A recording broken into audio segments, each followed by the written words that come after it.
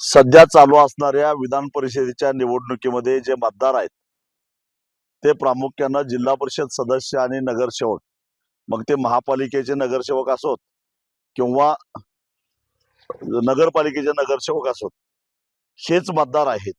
आणि या मतदारांना आधीच सरकारनं कर्जमाफीसाठी अपात्र ठरवलेलं आहे.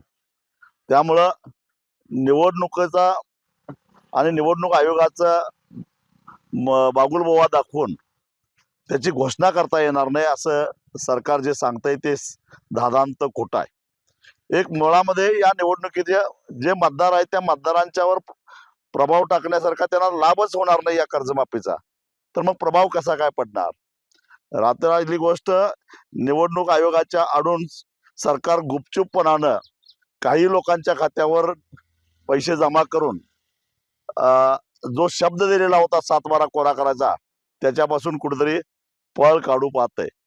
पण सरकारनं एक ध्यानात ठेवावं, आम्ही हे सहन करणार नाही.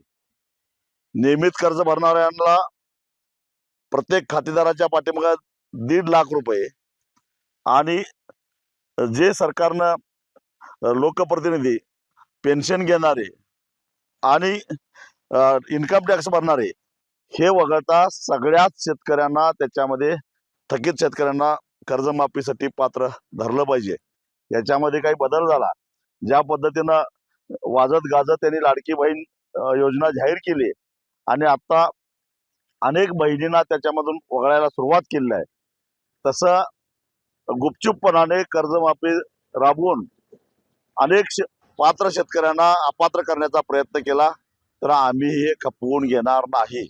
30 जून ही अंतिम तारीख आहे. त्यानंतर महाराष्ट्रामध्ये आंदोलनाचा एक भडका उडल्याशिवाय राहणार नाही.